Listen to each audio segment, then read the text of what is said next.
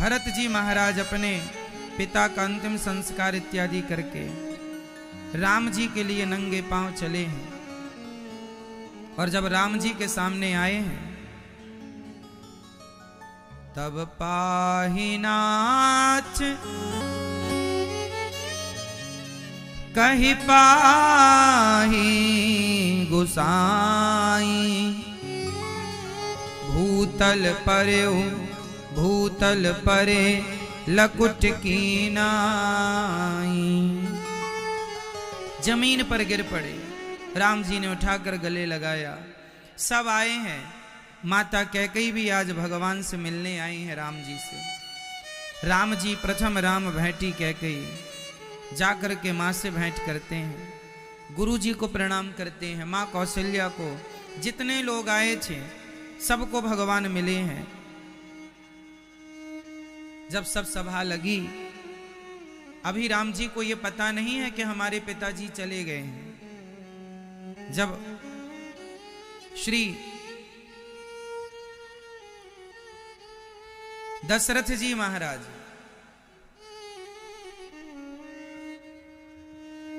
का मरण सुना, तब क्या हुआ?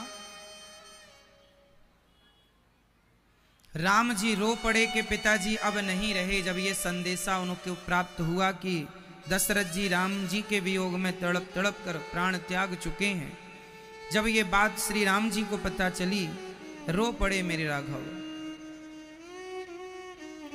गुरुजन समझा रहे हैं।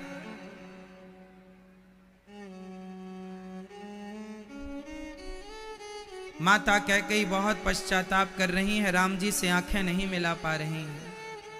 राम जी बार बार अपनी माँ कैकेयी को देख रहे हैं, पर माँ कैकेयी आंख मिलाने के लिए तैयार नहीं है। राम जी जाकर माँ कैकेयी के बगल में बैठ गए। माँ, क्या हमसे नाराज हो? माँ कैकेयी जोर जोर से रोने लगी। राम, तुम हमसे नाराज हो? ना माँ, हम आपसे नाराज नहीं हैं। बेटा, मैंने कितना बड़ा अनर्थ कर दिया। हंसती खेलती अयोध्या में मैंने आग लगा दी। राम जी बोले, माँ, आप अपने आप को दोषी ना ठहराइए। आप दोषी नहीं हैं। आप बिल्कुल भी दोषी नहीं हैं। राम, मुझे माफ कर दो। जब माँ कैकेयी हाथ जोड़कर भगवान से माफी मांगने लगी, राम जी बोले, माँ, अपराधी ना बनाओ। एक माँ अपने बेटे से माफी मांगे, बेटे के लिए दुर्भाग्य है। क्या तुमने मुझे माफ कर दिया? माँ, आपने कोई गलती ही नहीं की। आपने जो किया वह ठीक ही किया। ना मेरे राम, मैंने ठीक नहीं किया। तुमने मुझे माफ नहीं किया। ना मां, मैंने माफ कर दिया। यदि तुमने मुझे माफ किया है तो मुझे को वचन दो। हाँ मां, क्या वचन चाहती हो? एक वरदान चाहती हूं, छोटा सा। क्या? मेरी इच्छा है कि इस जन्म में मैंने तुम्हारे साथ बहुत अत्याचार किया, बहुत दुख दिया है, शायद तुम कभी माफ ना करो, इसलिए हाथ जोड़कर विनती करती हूं। सुना है कि तुम भगवान हो, यदि मुझे दे सको तो मुझे एक वरदान दो। क्या माँ? बस यही वरदान दो कि अगले जन्म में तुम मेरे पुत्र बन करके जन्म लोगे। तुम जैसे पुत्र को मैं जन्म देना चाहती हूं, तुम जैसे पुत्र की मैं माँ कहलाना चाहती हूं। राम जी बोले, माँ, जरूर मैं आपका अगले जन्म में पुत्र बनूंगा। वही कैकेयी माँ अगले जन्म में माता देवकी बनी और भगवान राम कृष्ण बने। और देवकी माँ से कहा कि माँ, मैं बेटा तो बनूंगा पर मैं आपका दूध नहीं पीऊंगा। इसलिए भगवान ने माता देवकी का दूध नहीं पिया, इसलिए दूध नहीं पिया। भरत जी ने कहा, भैया आप चलिए, मैं आपके बदले 14 साल वनवास रहूंगा। राम जी बोले, ना भैया, मुझे वनवास हुआ है, यदि मैं आपके साथ चला गया, यदि आप रह गए, मैं चला गया, तो मेरे मरे हुए पिता को मन में क्या विचार आएगा कि लो मैं रोक रहा था कि मत जाओ और मैं मर गया, तो देखो भाई के कहने से आ गया, बाप के कहने से नहीं रुका। इसलिए मरे हुए पिता के जीवन में कलंक लगेगा। इसलिए हम जैसे पुत्र ही यदि अपने पिता को कलंकित करेंगे तो आने वाले युग में भला फिर कौन बेटा अपने पिता की वचन की रक्षा करेगा। इसलिए बहुत समझाया राम जी ने, भरत जी ने बहुत कहा। तब वहां श्री जनक जी का प्रवेश हुआ। जनक जी भी आए हैं चित्रकूट। एक सोचो कि जिस बाप ने अपनी बेटी को सोने के पालने पर विदा किया, आज उनकी बेटी एक साड़ी फटी से कपड़े पहनकर घास की कुटिया में निवास कर रही है। क्या लगा होगा ना उस पिता को अपनी बेटी को देखकर। माता सीता का तो कोई कसूर था ही नहीं, 14 साल का व्यर्थ का दुख उन्हें उठाना पड़ा। पर जनक जी जब आए और अपनी बेटी सीता को देखा तो जनक जी रो पड़े। माता सीता गई, पिताजी क्या आप इसलिए रो रहे हैं कि मैं जंगल में इस प्रकार का कष्ट सहन कर रही हूं? जनक जी ने कहा, ना बेटी, मैं इसलिए नहीं रो रहा हूं कि तू जंगल में इतना कष्ट उठा रही है। तो फिर आप क्यों रो रहे हैं पिताश्री? बेटी, ये मेरी खुशी के आंसू हैं। धन्य है मेरी बेटी सीता, जिसने अपने दोनों कुलों का नाम ऊंचा कर दिया। अपने पति के सुख में अपना सारा राजमहल का सुख त्याग कर पति के सुख को अपना सुख माना है। ऐसी पत्नियां कभी कभी इस धरती माता को प्राप्त होती हैं। ऐसी पत्नियां, ऐसी स्त्रियां इस धरती पर कभी कभी कभी कभी जन्म लेती हैं। बताओ, माता सीता के बाद कौन सी स्त्री है जो माता सीता के जैसी हो? माता सीता के बाद तो हजारों करोड़ धरती पर स्त्रियां पैदा होकर मर चुकी। कौन है सीता की तरह? इस धरती पर सीता जैसी बेटी कभी कभी पैदा होती है। इस धरती पर राम जैसा बेटा, इस धरती माँ की गोद में राम जैसा बेटा और सीता जैसी बेटी, ये पृथ्वी को बार बार नसीब नहीं होती। पृथ्वी भी तब धन्य होती है जब बेटा राम जैसा और बेटी सीता जैसी है। जनक जी ने कहा, बेटी ये खुशी के आंसू हैं, मुझे रोने दे। तूने मेरा नाम रोशन कर दिया। सीता माँ चाहती तो क्या जरूरत थी जंगल जाने की, कह देती जब तक आप जंगल में हैं मैं पिता के घर जाती हूं। पर पिता नहीं, पति,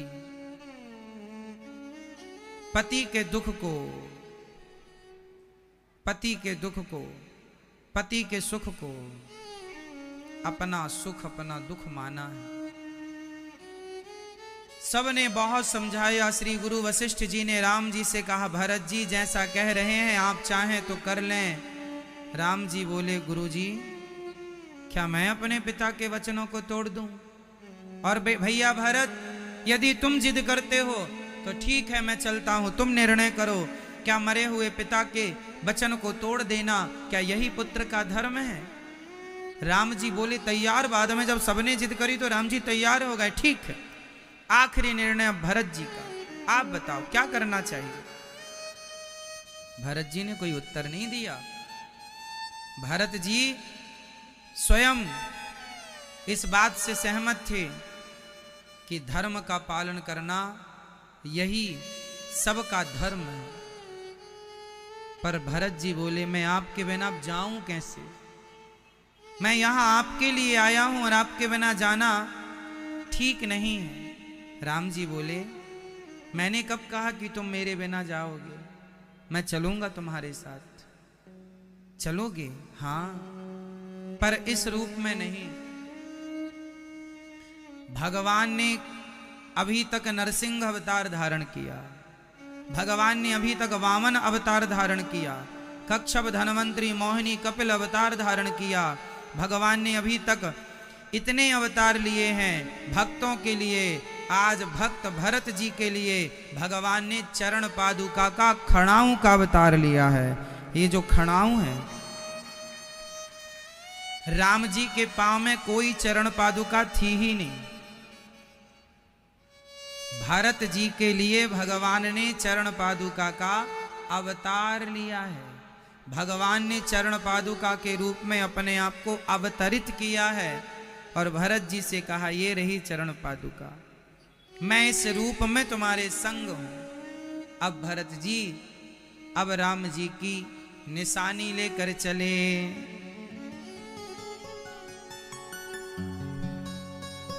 शीश पे खड़ाऊं और अखियों में पानी। भरत जी राम जी के चरण पादुका को अपने मस्तक पर रखकर जाने लगे। पलट पलट कर राम जी की ओर देख रहे हैं। जाने का मन नहीं है पर क्या करें, जाना पड़ेगा। कई बार हम लोगों को लगता है सब हमारे हिसाब से होता तो कितना अच्छा था। कभी कभी लगता है हमें कि सब कुछ हमारे हिसाब से होता तो कितना अच्छा था। लेकिन देखो, ये समय कभी किसी के अधीन रहा नहीं।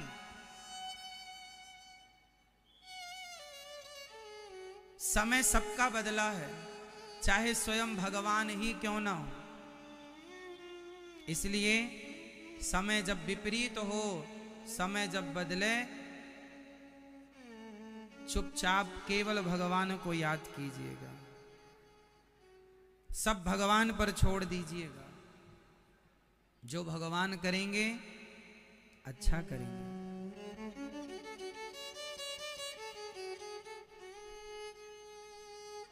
समय ने भरत जी को रुलाया है साहब, समय ने दशरथ जी को रुलाया है, समय ने माता सीता को रुलाया है।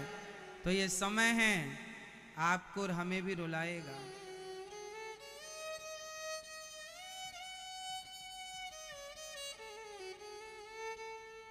समय बड़ा बलवान है, हमारे हिसाब से कभी कुछ नहीं होता। वही होता है जो भगवान के हिसाब से होता है। जो उनकी मर्जी का है वही होगा, हमारी मर्जी का कुछ नहीं होगा। इसलिए अपनी मर्जी ना चलाओ। आप लोगों की परेशानी का सबसे बड़ा कारण यही है, आप लोग अपनी अपनी मर्जी घुसाते हैं। मेरे हिसाब से होना चाहिए, मेरा बेटा मेरे हिसाब से होना चाहिए, मेरी बहू मेरे हिसाब से चलनी चाहिए, मेरा परिवार मेरे हिसाब से चलना चाहिए, मेरे कार्यकर्ता मेरे हिसाब से चलना चाहिए। कई बार आपके हिसाब से लोग नहीं चलते, जिसके कारण आप परेशान होते हैं। चल ही नहीं सकते साहब। बताओ ये दुनिया किसके हिसाब से चली है? इसे चलाने वाला कौन है? ये तुम्हारे और हमारे हिसाब से कभी चली है? बताओ, ये सृष्टि, ये संसार, ये समय आपके और हमारे हिसाब से कभी चला है? आपके बाप दादों के हिसाब से समय कभी चला है? बोलो मेरी माँ, मैया, क्या आपके बाप दादों के हिसाब से समय कभी चला? आपके हिसाब से समय कभी चला? तो बताओ किसके हिसाब से चलता? भगवान के हिसाब से। इसलिए अपना हिसाब किताब छोड़कर अपने हिसाब को भगवान के हिसाब में मिला देना चाहिए। जो उनकी मर्जी है उनकी मर्जी में अपनी मर्जी मिला दो, टेंशन फ्री हो जाओ। व्यर्थ की माथा पच्ची करने से कोई लाभ नहीं होना। भरत जी गए हैं, राम के बिना अयोध्या में कैसे रहेंगे? नंदीग्राम में भरत जी लेटते हैं। राम जी की सिंहासन पर चरण पादुका रखकर भरत जी वहां अपने जीवन को जीने लगे राम जी के इंतजार में। संभाल रहे हैं भरत जी। अयोध्या का राजा कौन है? अभी तो 12 साल तक अयोध्या के राजा भरत जी ही हैं, लेकिन भरत जी ने राज सिंहासन में बिठाया किसे है? स्वयं ना बैठकर राम जी की चरण पादुका बैठाई है। भगवान तुम्हें राजा भले बना दें, पर उस राजगद्दी में इस अभिमान से ना बैठना कि मैं बैठा हूं, इस भाव से बैठना कि प्रभु आपने इस दास को ये अवसर दिया है, ये गद्दी, ये राजपाट, ये सुख आपका है, आपने हमें चुना है, आपने हमें निमित्त बनाया है। इस प्रकार से भरत जी की कथा से हमें शिक्षा प्राप्त करनी चाहिए। अब राम जी को भी याद आने लगे। अब भरत जी यहाँ बैठे थे चित्रकूट में, बार बार भरत जी की याद आ रही है, इसलिए राम जी चित्रकूट छोड़कर अब नासिक पंचवटी की ओर प्रस्थान करते हैं। रास्ते में बहुत कुछ मिला है। क्या क्या मिला है?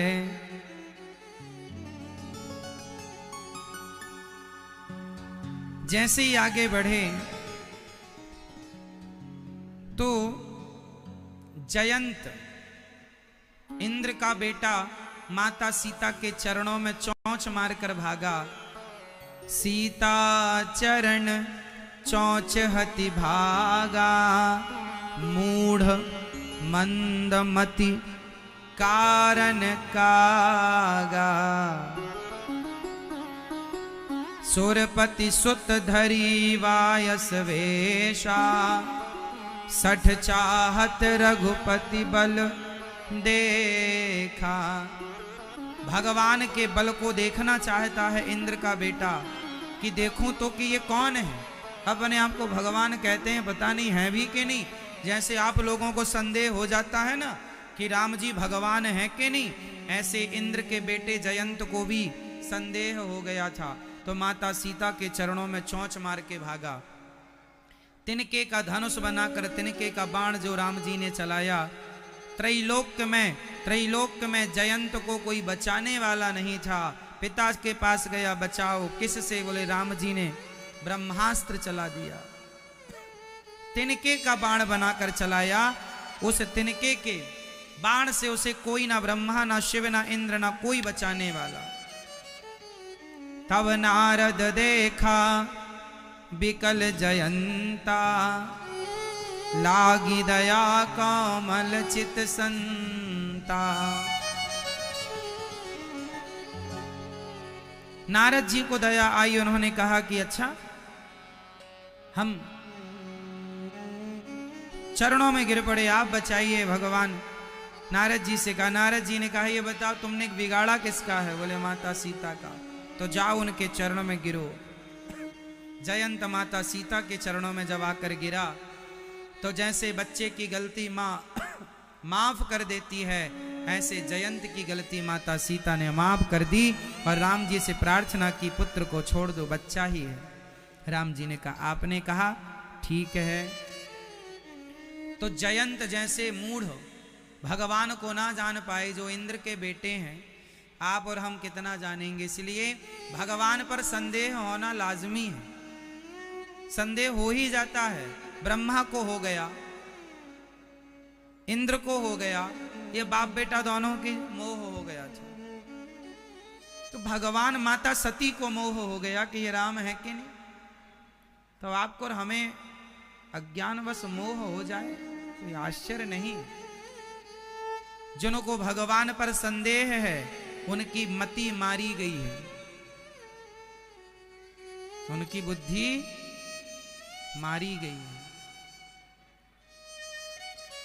राम जी आगे चले तो आगे अत्रि के आश्रम प्रभु, अत्रि के आश्रम जब प्रभु गयऊं, सुनत महामुनि हर्षित भयऊं।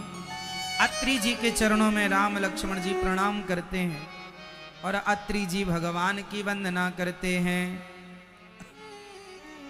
नमामि भक्त वत्सलम कृपालुशील कोमलम, भजामि ते पदाम्बुजं कामिनां स्वधामदं नमामि भक्तवत्सलं कृपालुशीलकोमलं भजामि ते पदाम्बुजं कामिनां स्वधामदं निकामश्याम सुन्दरं भवाम्बुनाथ मन्दरं प्रफुल्लकञ्चलोचनं मदादिदोषमोचनम् प्रलम्ब बाहु विक्रमं प्रभु प्रमेय वैभवं निसंग चाप सायकं धरम त्रैलोक्य नायकम।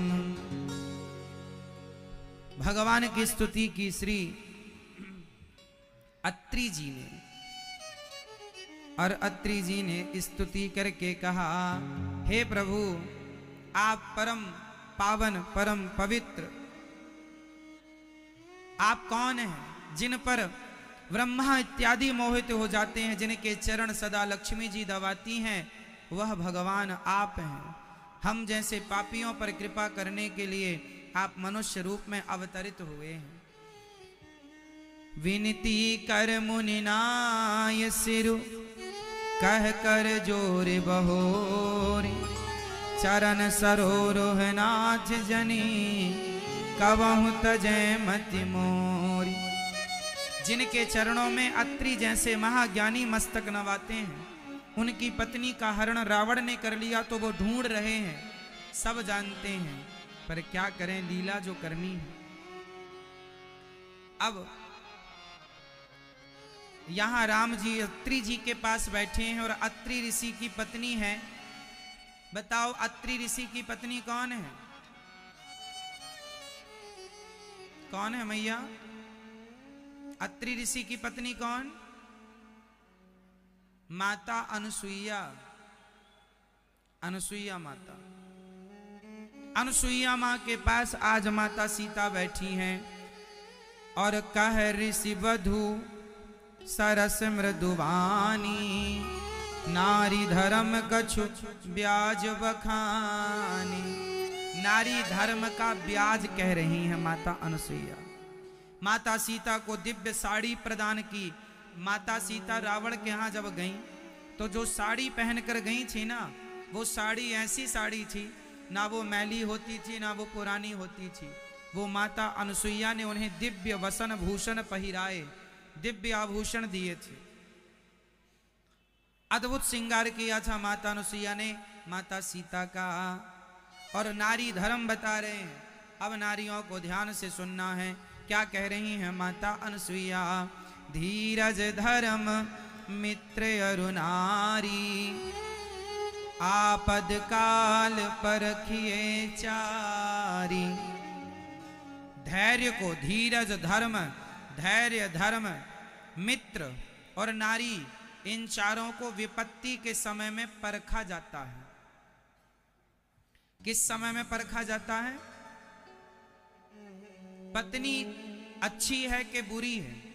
जब पुरुष पर कोई संकट आता है, उस संकट में पत्नी साथ दे तो समझना चाहिए कि ठीक है घर वाली, और यदि भाग जाए माए के मुसीबत में, समझ लेना कि दो कौड़ी की है।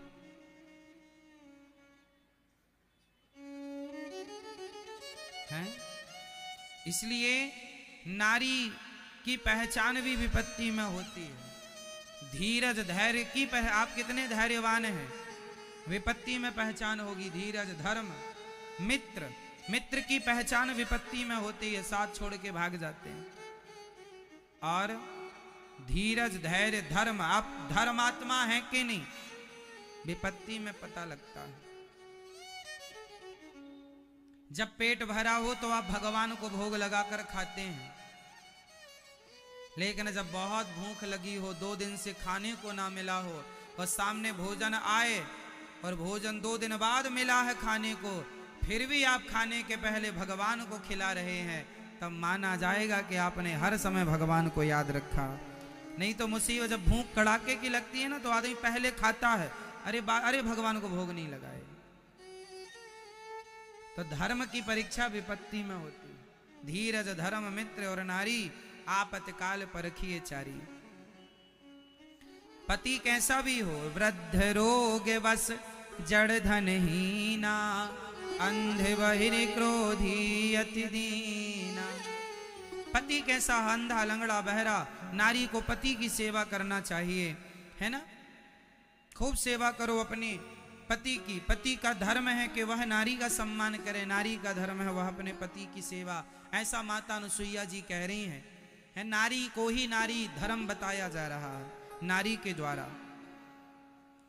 जगपति व्रताचार्य विधि अहि, वेद पुराण संत सब कहीं। उत्तम के यस बस मन माही, सपने हुआन पुरुष जग नाही। उत्तम नारी वह है जो स्वप्न में भी पराये पुरुष को किसी प्रकार से ना देखे। मध्यम नारी वह है जो परपति को अपना भाई, अपना पिता, अपने पुत्र की तरह देखे, है ना? और जो नारी बिनु अवसर भयते रह जोई, जाने हूं अधम नारी जग सोई। जो नारी केवल इसलिए नहीं बिगड़ी क्योंकि उसे परिवार का भय है, लोक लाज का डर है कि यदि मैं किसी, उसका मन तो अंदर से बहुत है कि मैं पराये मर्द से बात करूं, मिलूं, पर घर की लोक लाज के कारण मिल नहीं पाती, ऐसी नारी अधम होती है। जो लोक लाज के कारण तो बनी पतिव्रता है, पर अंदर से उसका मन होता है मैं उससे भी मिल लूं, उससे भी मिल लूं, उसके भी गले लग जाऊं, ऐसी नारी को यहां अधम कहा है। जो नारी अपने पति का त्याग करके पराये पुरुष से संबंध बनाती है, वह नारी पतिवंचक पर पति रति करई, रौरव नरक कल्प सत परई। 100 कल्प तक रौरव नरक में कष्ट भोगती है, नरक में। जो नारी अपने पति को छोड़कर पराये पुरुष से संबंध बनाती है, कहां जाती है वह? रौरव नरक कल्प सत, 100 कल्प तक। एक कल्प में 1000 चतुर्युग होता है। अब सोच लो कितने समय तक वो नरक में फिक्स हो गई। इसलिए ऐसा माता अनुसुईया कह रही हैं, समझ लीजिएगा। दिव्य ज्ञान देकर माता सीता को वहां से विदा किया। माता सीता आगे गए, शरभंग ऋषि के आश्रम में गए।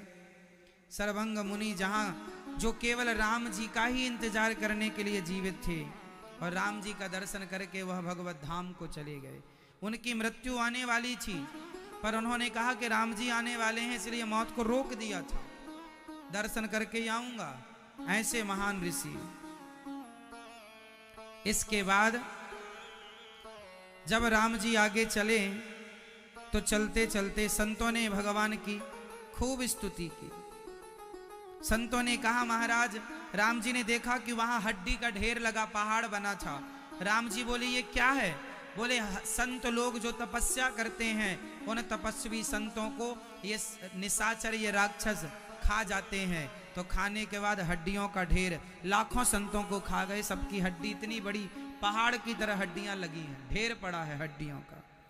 तब राम जी ने कहा, प्रतिज्ञा की राम जी ने, निश्चरहीन करऊं मही, भुज उठाय पनकीन। सकल मुनिन के आश्रम ने, आश्रम ही जाय जाय सुख दीन।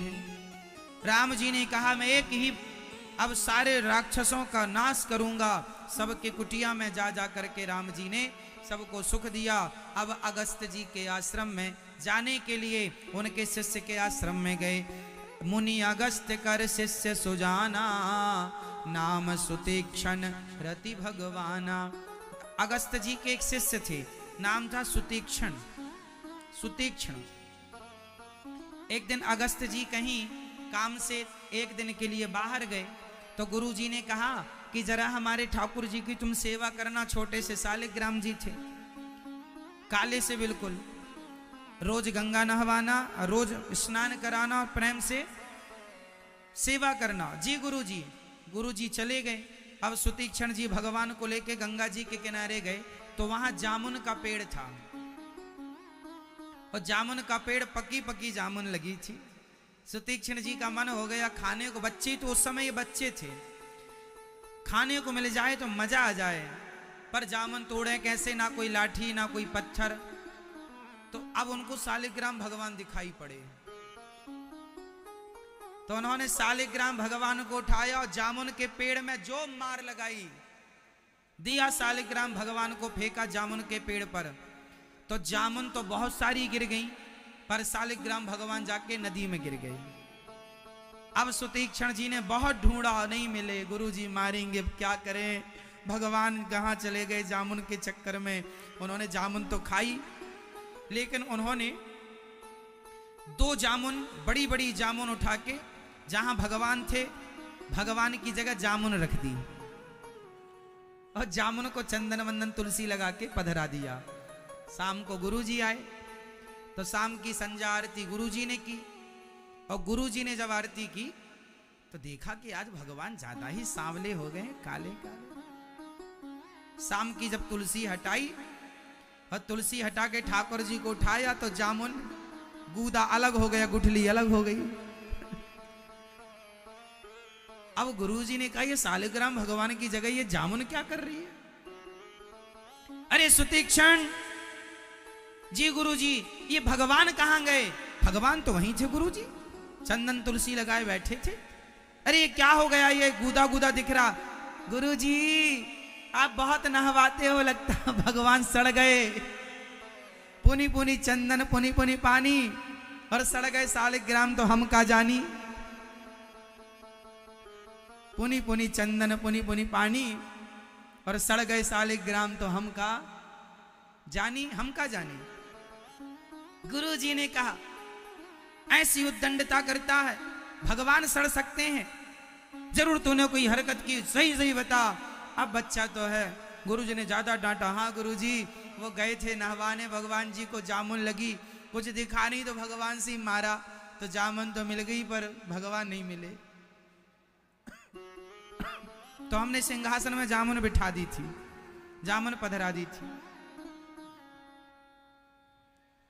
अब गुरुजी ने कहा, निकल जा यहां से, जब तक भगवान ना मिल जाए तब तक मुंह ना दिखाना, चला जा यहां से।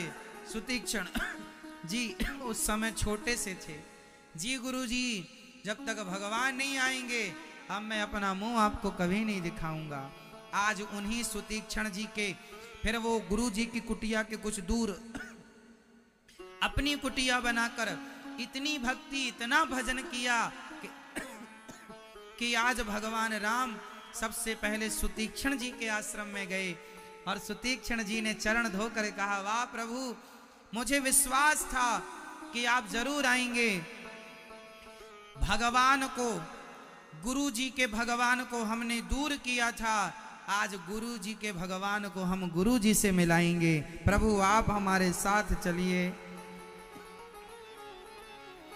सुतीक्षण जी ने कहा, बस आपके चरण कमलों में मेरी भक्ति बनी रहे। और शिष्य के साथ दूर से आवाज लगाई, गुरु जी आपने कहा था भगवान को लाना तो मुंह दिखाना, आज मैं लेकर आया हूं भगवान को, अब गुरु जी मुझे माफ कर दीजिएगा। और अभी तक तो सुना था कि गुरु शिष्य को भगवान से मिलाता है, पर आज एक ऐसा शिष्य जिसने अपने गुरु को भगवान से मिला दिया। आज अगस्त जी के पास राम जी गए, बड़े प्रेम से अगस्त जी को राम जी ने प्रणाम किया। तुरत सुतीक्षण गुरु पही गयऊं, कर दंडवत कहत वस भयऊं, नाथ कौशलाधीश कुमारा, आए मिलन जगत आधारा। आज जगत के आधार मिलने आए हैं। अविरल भगति इत्यादि मांग कर अगस्त जी, वही अगस्त जी हैं जो 3 घूंट में सारा समुद्र पी गए थे। भगवान ने संतों को दर्शन दिया, गीधराज जटायु से राम जी ने भेंट की, और अब राम जी बड़े प्रेम से भक्ति का स्वरूप का वर्णन कर रहे हैं। राम जी उपदेश कर रहे हैं कि देखो, हमारे जीवन में सबसे पहले गुरु, लक्ष्मण जी को समझा रहे हैं, कहाँ? पंचवटी में। अब राम जी पंचवटी में पहुंचकर कुटिया बनाते हैं और वहां पर राम जी लक्ष्मण जी को उपदेश करते हैं कि गुरुजनों का, माता पिता की सेवा करना यही जीव मात्र का परम धर्म है। प्रथम ही विप्र चरणवती प्रीति, निज निज कर्म निरत श्रुति रीति। गुरु पितु मातु बंधु पति देवा, सब मोहि कह जाने दृढ़ सेवा। जो भगवान की सेवा करना चाहता है वह अपने माता पिता की, पति की सेवा करे। समझ लो कि वह पति की सेवा से, माता पिता की सेवा से भगवान ही संतुष्ट होते हैं। वह भगवान की ही सेवा है, ऐसा स्वयं राम जी कह रहे हैं। अब राम जी ठहरे। अब वहां से एक नई कथा चालू हो गई। अब वहां एक दिन घूमती घूमती सूपनखा आ गई। सूपनखा रावण के बहिनी, दुष्ट हृदय, जिसका हृदय बड़ा दुष्ट था। दुष्ट हृदय दारुण जस अहिनी, पंचवटी सो गई एक बारा। देखी बिकल भई जुगल कुमारा, भ्राता पिता पुत्र और गारी। पुरुष मनोहर निरखत नारी। सूपनखा बोली, वाह कितने सुंदर हैं ये।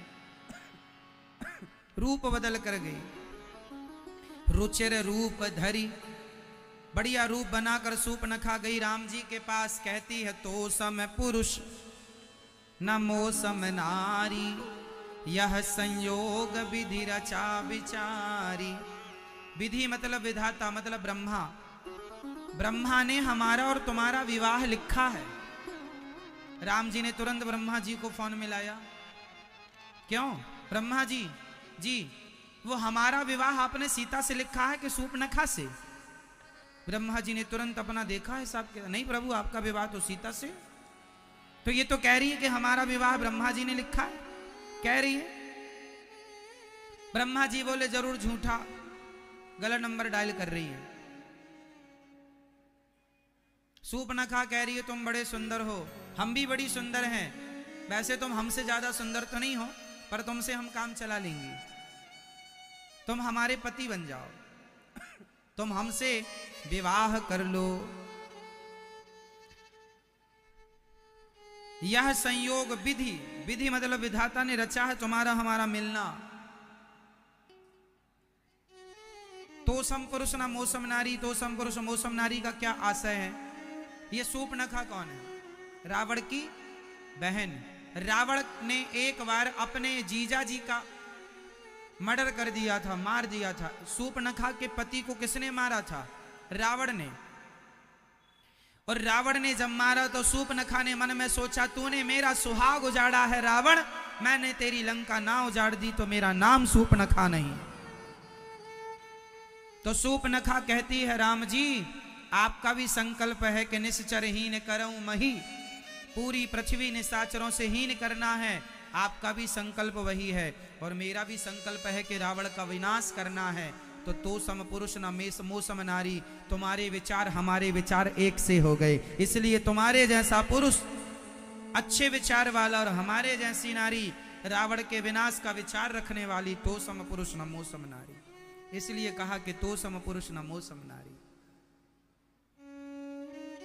सूपनखा कहती है, विवाह कर लो। राम जी कहते, हमारा तो विवाह हो गया, हमारी पत्नी वो खड़ी है। सूपनखा से राम जी ने कहा, हमारा भैया है लक्ष्मण, मम अनुरूप पुरुष जग माही, देखूं खोज लोक त्यों नाही। तुम्हारे जैसा कोई नहीं है। सीतई चितई कही प्रभु बाता, अहि कुमार मोर लघु भ्राता। ये जो लक्ष्मण है ना, यह मेरा भाई लक्ष्मण, ये तुमसे विवाह करे तो कर ले। कुमार, यहां भगवान ने कहा अहि कुमार। कुमार का अर्थ ये नहीं कि राम जी ने ये कहा कि मेरा भाई कुंवारा है। कुमार का अर्थ है, बड़ा भाई अपने छोटे भाई को कुमार कहता था, है ना। ये राजकुमार हैं तो राजा का कुमार, तो कुमार लघु भ्राता, मेरा भाई छोटा है और चाहे तो कर ले। गई लक्ष्मण जी के पास। लक्ष्मण जी उस समय तलवार में धार वार दे रहे थे, तभी चली गई। कह रही है तुम भी कोई कम सुंदर नहीं हो, वो सांवले हैं तुम गोरे हो, हम तुमसे कर लेंगे विवाह। लक्ष्मण जी ने कहा क्यों, पूरे संसार में तुम्हें पुरुष नहीं मिल रहे हैं जो तुम यहां चली आई? नहीं, मिल तो बहुत रहे हैं पर तुम्हारे जैसा कहां। लक्ष्मण जी बोले यदि हमसे विवाह करोगी ना तो बड़े नुकसान में रहोगी। क्यों? वो राम जी है ना, वो हमारे बड़े भैया हैं, हम उनकी सेवा करते हैं, हम उनके कपड़े धुलते हैं। यदि तुम हमसे विवाह करोगी तो वो हमारी भाभी जी है ना, उनके कपड़े तुम्हें धुलना पड़ेंगे। धुलोगी? नहीं नहीं, हम कपड़े अपने नहीं धुलेंगे। तो लक्ष्मण जी ने कहा फिर एक काम करो, राम जी से कहो, भैया से कहो कि वो तुमसे विवाह करें, तुम हमारी भाभी बन जाना। फिर से गई, सुनो तुम्हारा भाई तो हमें काम बता रहा है, तुम कर लो शादी। राम जी बोले एक बार और ट्राई करो, शायद हम मान जाए। तो यहां से वहां, वहां से यहां, इतनी निर्लज्ज है ये। देखो जरा, आजकल की कुछ लड़कियां अपनी शादी की बातचीत खुद कर लेती हैं। ये कोई और नहीं है, ये सब सूर्पनखा की वंशज हैं जो अपनी शादी विवाह की तैयारी खुद कर लें, खुद लड़का ढूंढ लें, खुद तैयारी कर लें, खुद कर लें, माँ बाप की कोई जरूरत।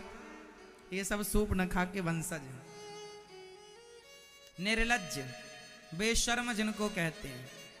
अरे एक शर्म होती है, शादी विवाह की चर्चा, माँ पहले के लड़की शादी विवाह की चर्चा होती थी तो सकुचा जाती थी। माँ बाप शादी की चर्चा करने लग जाएं तो शर्मा के उठ के चली जाती थी। और आज की लड़कियां तो हाँ पापा ये लड़का अच्छा है, इससे कराओ। पसंद करना बुरा नहीं है, पर पसंद करने का तरीका अच्छा होना चाहिए। नारी के पास क्या होना चाहिए? नारी के पास, नारी मर्यादित हो,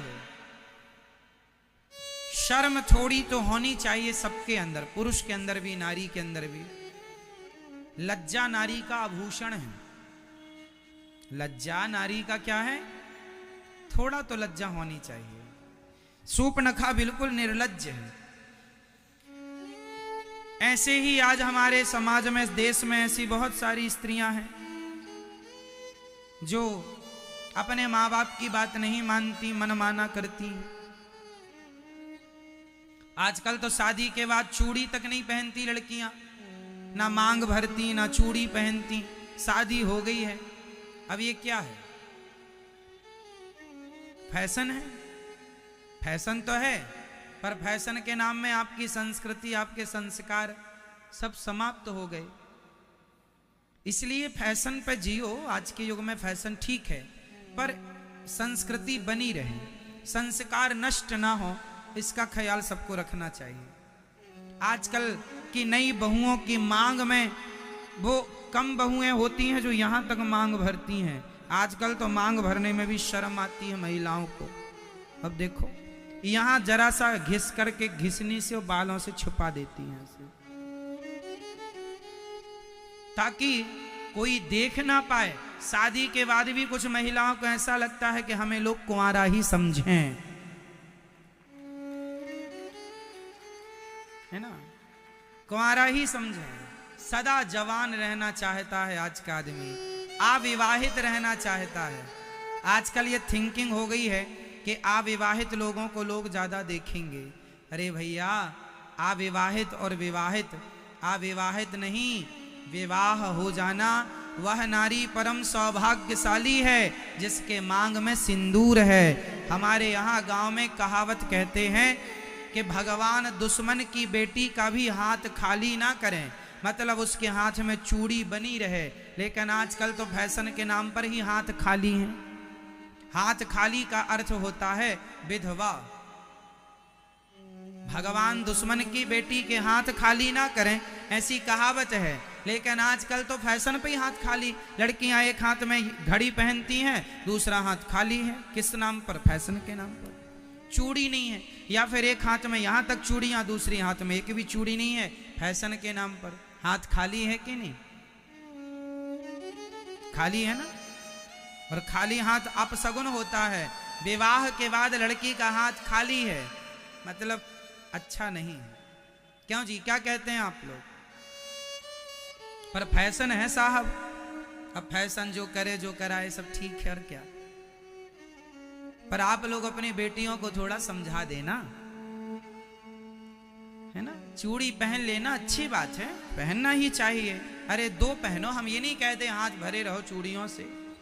दो पहनो पर पहनो, हाथ खाली ना हो। क्यों मेरी माँ? माथे पर बिंदी हो, मांग में सिंदूर हो, गले में मंगलसूत्र। मंगलसूत्र ये मंगल सूचक है, मंगलसूत्र। आज शादी के बाद बहुत सारी लड़कियां, स्त्रियां मंगलसूत्र भी नहीं पहनती। फैशन जो करनी है, फैशन के नाम पर। आज फैशन के नाम पर लोग भले अर्ध नग्न घूम सकते हैं, पर अपनी संस्कृति के नाम पर वह 16 श्रृंगार करने से हिचकिचाते हैं। अपने धर्म के लिए वो तिलक लगाने से डरते हैं, भागते हैं। विदेशी महिलाएं साड़ी पहनती हैं, तिलक लगाती हैं, चूड़ी पहनने लगी, मांग भरने लगी विदेशी महिलाएं। पता नहीं हमारे देश की मां बहन को क्या हो गया। सूपनखा जैसे आचरण ना कीजिएगा। रामायण में 2 महिलाओं का चित्रण है, एक सीता जैसी नारी और एक सूपनखा जैसी नारी। अब आप निर्णय लीजिए कि आपकी बेटी को सीता बनाना है या सूपनखा बनाना है, क्योंकि दोनों का चरित्र रामचरितमानस में है। लक्ष्मण जी को गुस्सा आई, यहां वहां घूम रही है निर्लज्ज। लक्ष्मण जी ने तलवार तो घिस ही रहे थे। लक्ष्मण जी ने देखा, देख लूं धार हो गई कि नहीं, तो ट्राई सूपनखा पर ही किया। नाक काट दी, कान काट दिया। लक्ष्मण अति लाघव सो, नाक कान बिनु कीन, ताके कर रावण कह मानो चुनौती दीन। किसी ने कहा लक्ष्मण जी आपने सूपनखा की नाक ही क्यों काटी? हाथ काट लेते, पांव काट लेते। नहीं, लक्ष्मण जी बोले नाक इसलिए काटा क्योंकि इसकी नाक के रहने का कोई फायदा नहीं। क्यों? नाक मतलब होता है इज्जत, नाक मतलब होता है सम्मान। जो स्त्री इतनी निर्लज्ज हो कि पुरुष मना करे हम नहीं करेंगे शादी, फिर भी पीछे पड़ जाए, फिर भी पीछे पड़ जाए। यदि हम हाथ पांव काटते तो इसे बताना पड़ता कि वहां गई थी तो हाथ पांव कट गए। नाक काट ली, इसे बताना नहीं पड़ेगा कि हम कहां गए थे। अब जो भी इसे देखेगा आज के बाद वो समझ लेगा कि ये जहां गई थी नाक कटाने ही गई थी, इसलिए नाक ही काटी, नाक कटा के आ गई। कान क्यों काटा? बोले कान का भी कोई मतलब नहीं। हम लोग कह रहे हैं कि हम लोग शादीशुदा हैं, शादीशुदा, सुनने को तैयार नहीं। जो सुने ही ना उसके कानों का फायदा क्या, काट लो। इसलिए कान भी काट ली।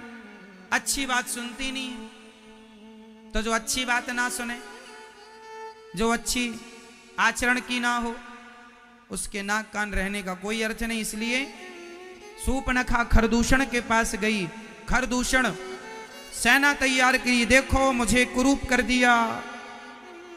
सूपनखा को आगे करके खरदूषण जब गए तो खरदूषण ने राम जी को देखा तो खरदूषण ने कहा वाह कितने सुंदर हो।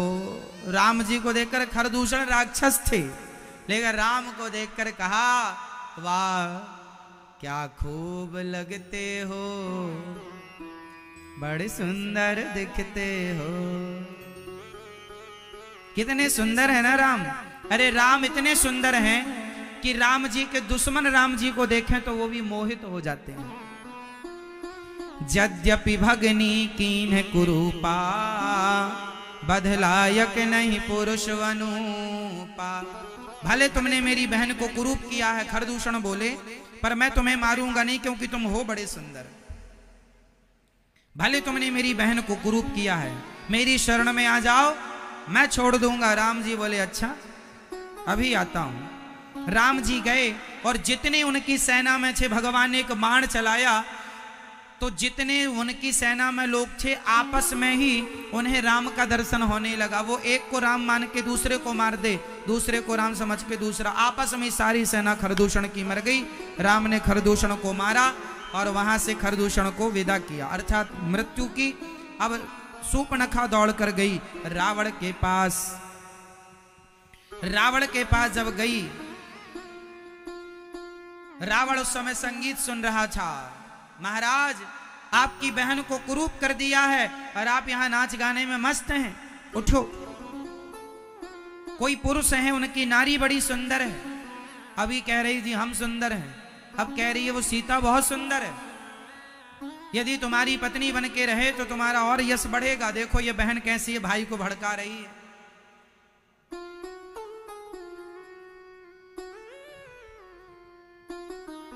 खूब भड़काया शूर्पणखा ने रावण को, और रावण तैयार हो गया। विचार किया रावण ने कि खरदूषण सम मोहि बलवंता, तिन्हीं को मारे मारे बिनु भगवंता। रावण को पता चल गया कि ये राम भगवान हैं, क्योंकि खरदूषण हमारी तरह बलवान हैं, उन्हें कोई मार नहीं सकता। अब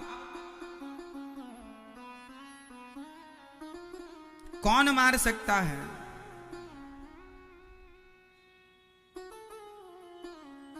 समझ गया रावण कुछ तो गड़बड़ है।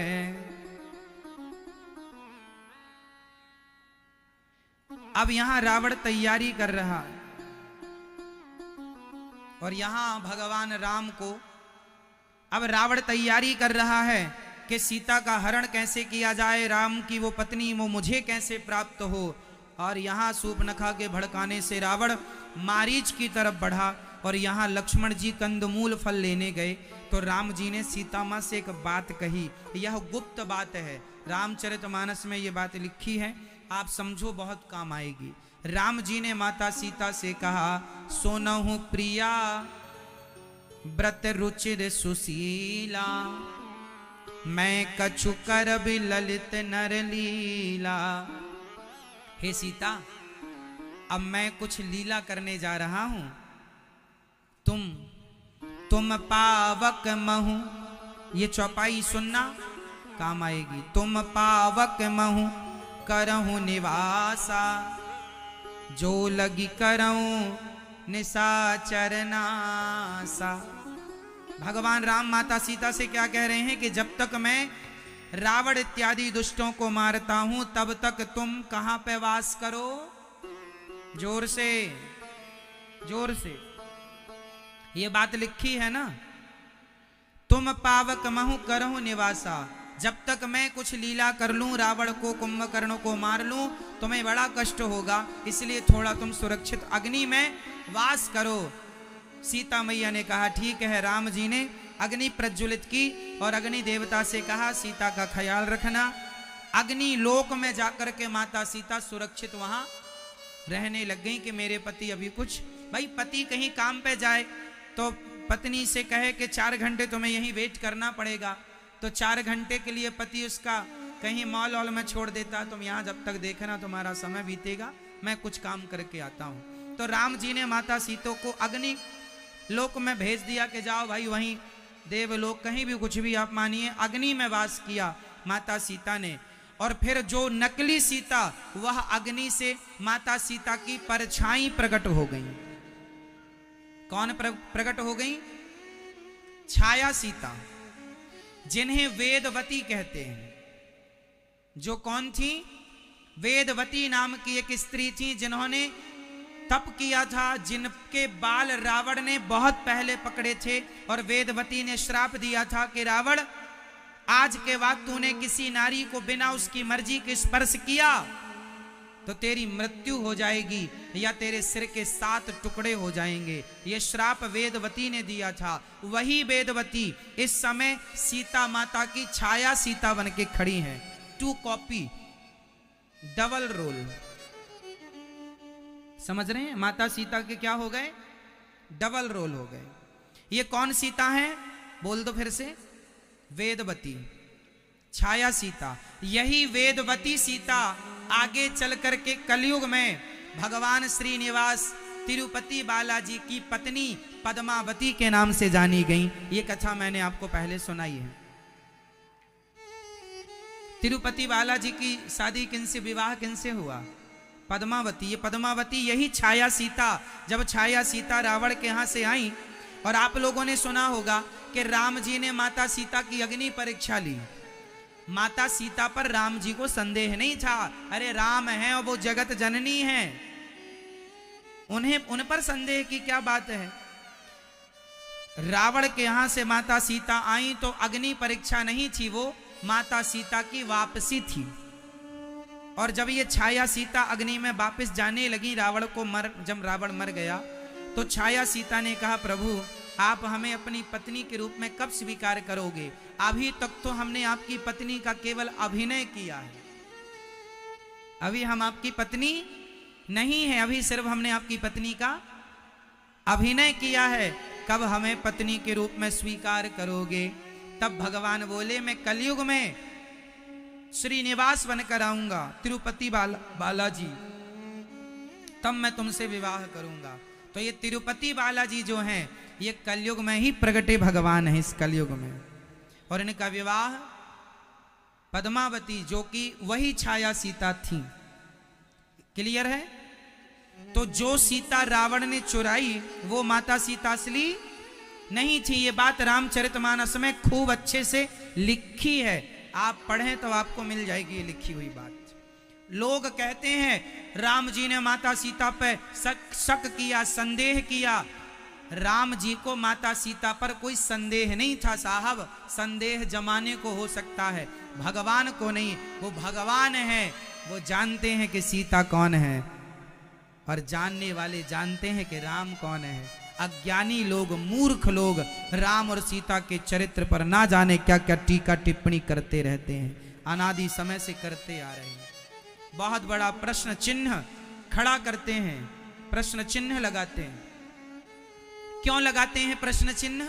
क्योंकि अज्ञानी हैं, शास्त्रों को गंभीरता से पढ़ते नहीं। राम जी के बारे में सही जानकारी कहां मिलेगी? या तो वाल्मीकि रामायण में, या तो रामचरितमानस में, या अन्य रामायण, आनंद रामायण इत्यादि। अब और जगह कहीं कुछ बात लिखी है, कहीं कुछ बात लिखी है ना। और राम जी की कथाएं अनंत हैं। हरी सारी जिंदगी हमारी बीत जाए तो जिंदगी बीत जाएगी, भगवान की कथाएं पूरी नहीं होंगी। हरि अनंत, हरि कथा अनंत। इसलिए भगवान पर संदेह जो लोग करते हैं, माता सीता और भगवान राम पर, सीता के चरित्र पर जो लांछन लगाते हैं, वह बिल्कुल व्यर्थ लगाते हैं। क्यों? क्योंकि वह लोग जानते ही नहीं कि राम कौन है। राम को मनुष्य समझोगे तो तुम्हारी बुद्धि में समझ में कुछ नहीं आएगा। राम कौन है, सीता कौन? जो अग्नि में वास कर रही हो वो सामान्य महिला तो नहीं हो सकती। हम तो कर नहीं सकते वास, हमें तो रोटी की भाप से भी चमड़ी जल जाती है हमारी।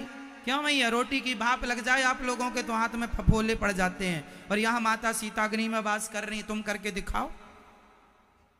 तो जो सीता अग्नि में वास करें वो सामान्य महिला तो हो नहीं सकती,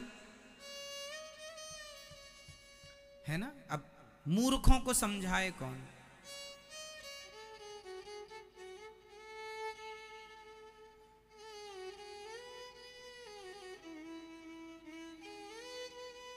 देखो,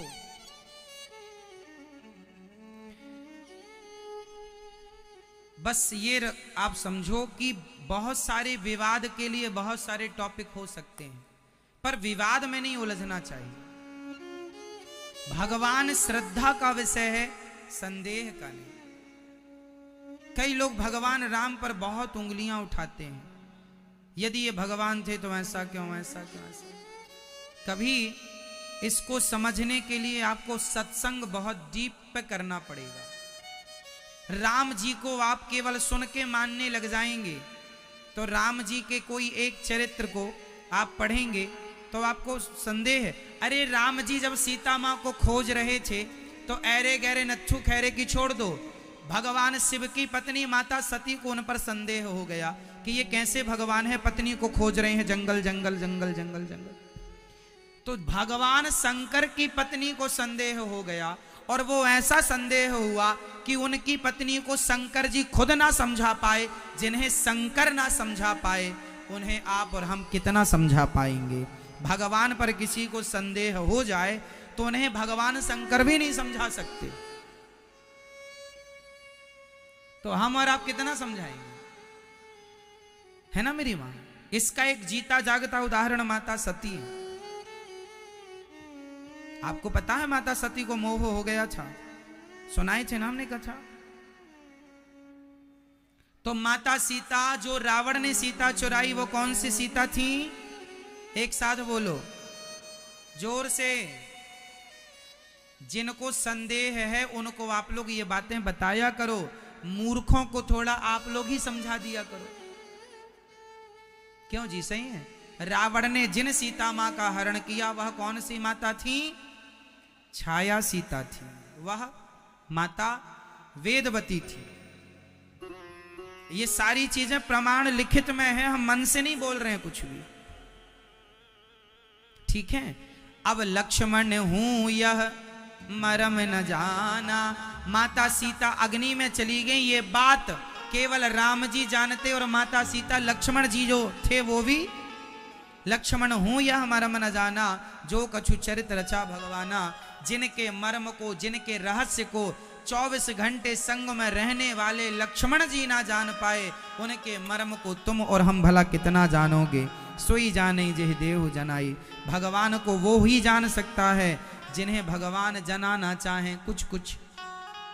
रावण अब मारीच के पास, तब मारीच हृदय अनुमाना, रावण ने कहा मारीच मॉरिशस गया, चलो हमारा काम करो, यदि नहीं करोगे तो मार डालेंगे। मारीच को लगा जब मरना है तो रावण के हाथ से क्यों मरे, राम के हाथ से मरे, सदगति होगी। चलो अब मारीच मर गया, सोने का मृग। कौन सा मृग बना? सोने का मृग। सोने का मृग चरते जब देखा माता सीता ने, तो सोने का मृग भी नकली था। जोर जोर से कह दो हाँ या ना। सोने का मृग भी, और सोने के मृग को देखने वाली सीता माता भी नकली थी। तो नकली नकली पर भ्रमित हो गई, क्योंकि वो असली सीता तो अग्नि में वास कर रही थी। आप लोग कहते हैं ना कि माता सीता ने सोने के मृग को पहचाना नहीं क्या? अरे वो सीता छाया सीता थी, इसलिए संदेह हो गया। माता सीता कह रही हैं, और सबसे बड़ी बात एक बात समझाऊं, ये सब कुछ लीला है। उनका मोहित हो जाना, ये सब कुछ क्या है मेरी मां? लीला है। यदि मोहित ना होती तो आगे की कथा फिर कैसे होती? इसलिए श्रद्धा हो, संदेह ना हो।